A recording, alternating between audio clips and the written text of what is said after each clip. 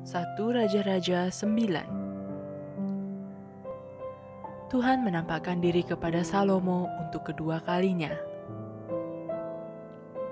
Ketika Salomo selesai mendirikan rumah Tuhan dan istana raja dan membuat segala yang diinginkannya, maka Tuhan menampakkan diri kepada Salomo untuk kedua kalinya seperti ia sudah menampakkan diri kepadanya di Gibeon.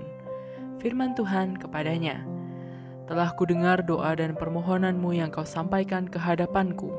Aku telah menguduskan rumah yang kau dirikan ini untuk membuat namaku tinggal di situ sampai selama-lamanya. Maka mataku dan hatiku akan ada di situ sepanjang masa. Mengenai engkau, jika engkau hidup di hadapanku sama seperti Daud ayahmu, dengan tulus hati dan dengan benar dan berbuat sesuai dengan segala yang kuperintahkan kepadamu, dan jika engkau tetap mengikuti segala ketetapan dan peraturanku, maka aku akan meneguhkan tahta kerajaanmu atas Israel untuk selama-lamanya, seperti yang telah kujanjikan kepada Daud ayahmu dengan berkata, keturunanmu tak akan terputus dari tahta kerajaan Israel. Tetapi jika kamu ini dan anak-anakmu berbalik daripadaku dan tidak berpegang pada segala perintah dan ketetapanku yang telah kuberikan kepadamu, dan pergi beribadah kepada Allah lain dan sujud menyembah kepadanya, maka aku akan melenyapkan orang Israel dari atas tanah yang telah kuberikan kepada mereka, dan rumah yang telah kukuduskan bagi namaku itu akan kubuang dari hadapanku.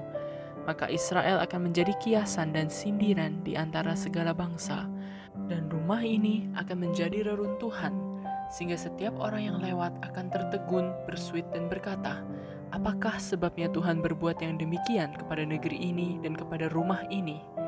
Maka orang akan berkata, sebab mereka meninggalkan Tuhan Allah mereka yang membawa nenek moyang mereka keluar dari tanah Mesir, dan sebab mereka berpegang pada Allah lain dan sujud menyembah kepadanya dan beribadah kepadanya. Itulah sebabnya Tuhan mendatangkan segala malapetaka ini ke atas mereka. Beberapa usaha Raja Salomo. Setelah lewat 20 tahun, selesailah Salomo mendirikan kedua rumah itu, yakni rumah Tuhan dan istana raja. Oleh karena Hiram Raja Tirus telah membantu Salomo dengan kayu aras, kayu sanobar, dan emas sebanyak yang dikehendakinya, maka pada waktu itu Raja Salomo memberikan kepada Hiram 20 kota di negeri Galilea. Tetapi ketika Hiram datang dari Tirus untuk melihat-lihat kota-kota yang diberikan Salomo kepadanya itu, maka semuanya kurang menyenangkan hatinya. Sebab itu ia berkata, macam apakah kota-kota yang telah kau berikan kepadaku ini, hai saudaraku? Maka orang menyebutkannya tanah Kabul sampai hari ini. Adapun Hiram telah mengirim kepada raja 120 talenta emas. Beginilah hal orang-orang Rodi yang telah dikerahkan oleh Raja Salomo. Mereka dikerahkan untuk mendirikan rumah Tuhan dan istana raja dan Milo dan tembok Yerusalem, dan juga untuk memperkuat Hazor, Megido, dan Geser. Sebab Firaun Raja Mesir telah maju berperang dan merebut Geser, lalu membakarnya dan membunuh orang-orang Kanaan yang diam di kota itu. Kemudian diberikannya kota itu sebagai hadiah kawin kepada anaknya, istri Salomo. Maka Salomo memperkuat Geser. Lagi pula ada orang Rodi yang dikerahkan di Bet Horon Hilir, di Baalat, di Tamar, di Padang Gurun yang ada di negeri Yehuda, dan di segala kota perbekalan kepunyaan Salomo, di kota-kota tempat kereta, di kota-kota tempat orang berkuda, dan di mana saja Salomo menginginkan mendirikan sesuatu di Yerusalem atau di Gunung Libanon atau di segenap negeri kekuasaannya. Semua orang yang masih tinggal dari orang Amori, orang Het, orang Feris, orang Hewi, dan orang Yebus yang tidak termasuk orang Israel, yakni mereka yang masih tinggal di negeri itu dari keturunan bangsa-bangsa itu dan yang tidak dapat ditumpas oleh orang Israel, merekalah yang dikerahkan Salomo untuk menjadi budak Rodi. Demikianlah mereka sampai hari ini.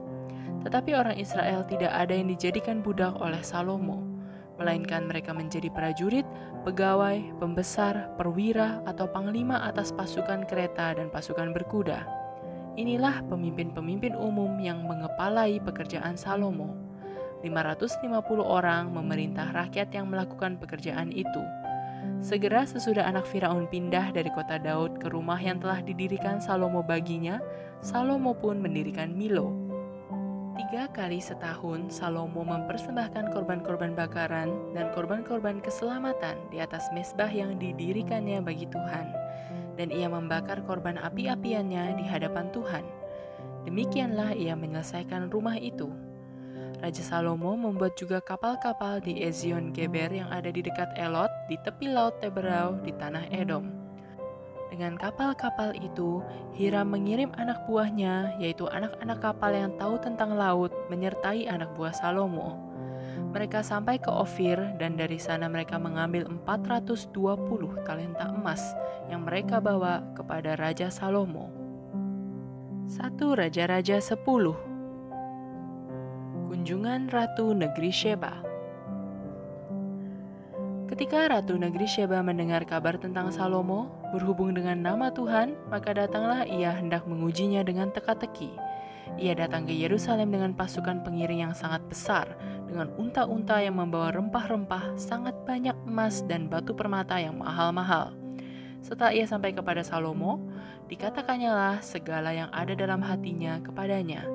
Dan Salomo menjawab segala pertanyaan ratu itu. Bagi raja, tidak ada yang tersembunyi yang tidak dapat dijawabnya untuk ratu itu. Ketika Ratu Negeri Sheba melihat segala hikmat Salomo dan rumah yang telah didirikannya, makanan di mejanya, cara duduk pegawai-pegawainya, cara pelayan-pelayannya melayani dan berpakaian, minumannya dan korban bakaran yang biasa dipersembahkannya di rumah Tuhan, maka tercenganglah ratu itu, dan ia berkata kepada raja, "Benar juga kabar yang kudengar di negeriku tentang engkau dan tentang hikmatmu.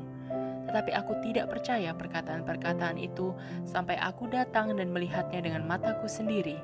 Sungguh, setengahnya pun belum diberitahukan kepadaku. Dalam hal hikmat dan kemakmuran, engkau melebihi kabar yang kudengar. Berbahagialah para istrimu, berbahagialah para pegawaimu ini yang selalu melayani engkau dan menyaksikan hikmatmu. Terpujilah Tuhan Allahmu yang telah berkenan kepadamu sedemikian, hingga ia mendudukkan engkau di atas tahta kerajaan Israel. Karena Tuhan mengasihi orang Israel untuk selama-lamanya, maka ia telah mengangkat engkau menjadi raja untuk melakukan keadilan dan kebenaran." Lalu diberikannya kepada raja 120 talenta emas dan sangat banyak rempah-rempah dan batu permata yang mahal-mahal. Tidak pernah datang lagi begitu banyak rempah-rempah seperti yang diberikan Ratu Negeri Sheba kepada Raja Salomo itu. Lagi pula kapal-kapal Hiram yang mengangkut emas dari Ofir, membawa dari Ofir sangat banyak kayu cendana dan batu permata yang mahal-mahal. Raja mengerjakan kayu cendana itu menjadi langkan untuk rumah Tuhan dan untuk istana raja, dan juga menjadi kecapi dan gambus untuk para penyanyi. Kayu cendana seperti itu tidak datang dan tidak kelihatan lagi sampai hari ini. Raja Salomo memberikan kepada Ratu Negeri Sheba segala yang dikehendakinya dan yang dimintanya, selain apa yang telah diberikannya kepadanya sebagaimana layak bagi Raja Salomo. Lalu ratu itu berangkat pulang ke negerinya bersama-sama dengan pegawai-pegawainya. Penghasilan Salomo dan kekayaannya. Adapun emas yang dibawa kepada Salomo dalam 1 tahun ialah seberat 666 talenta, belum terhitung yang didapat dari saudagar-saudagar dan dari pedagang-pedagang dan dari semua raja Arab dan bupati-bupati di negeri itu. Raja Salomo membuat 200 perisai besar dari emas tempaan, 600 shikal emas dipakainya untuk setiap perisai besar. Ia membuat juga 300 perisai kecil dari emas tempaan, 3 mina emas dipakainya untuk setiap perisai kecil. Lalu raja menaruh semuanya itu di dalam gedung hutan Libanon. Juga raja membuat tahta besar dari gading yang disalutnya dengan emas tua. Tahta itu 6 tingkatnya. Pada tahta itu ada di sebelah belakang sebuah kepala bundar, dan pada kedua sisi tempat duduk ada kelek-kelek. Di samping kelek-kelek itu berdiri 2 singa, sedang 12 singa berdiri di atas ke-6 tingkat itu sebelah menyebelah. Belum pernah diperbuat yang demikian bagi sesuatu kerajaan. Segala perkakas minuman Raja Salomo dari emas, dan segala barang di gedung hutan Libanon itu dari emas murni.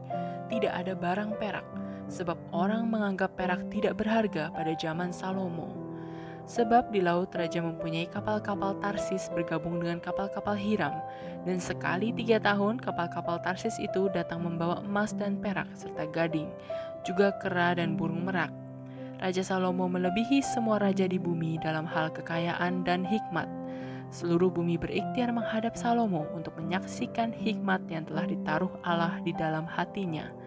Mereka datang masing-masing membawa persembahannya, yakni barang-barang perak dan barang-barang emas, pakaian, senjata, rempah-rempah, kuda dan bagal, dan begitulah tahun demi tahun. Salomo mengumpulkan juga kereta dan orang berkuda, sehingga ia mempunyai 1.400 kereta dan 12.000 orang berkuda, yang semuanya ditempatkan dalam kota-kota kereta dan dekat raja di Yerusalem. Raja membuat banyaknya perak di Yerusalem sama seperti batu, dan banyaknya pohon kayu aras sama seperti pohon ara yang tumbuh di daerah bukit. Kuda untuk Salomo didatangkan dari Misraim dan dari Kewe. Saudagar-saudagar raja membelinya dari Kewe dengan harga pasar. Sebuah kereta yang didatangkan dari Misraim berharga sampai 600 shikal perak, dan seekor kuda sampai 150 shikal, dan begitu juga melalui mereka dikeluarkan semuanya itu kepada semua raja orang Het dan kepada raja-raja Aram.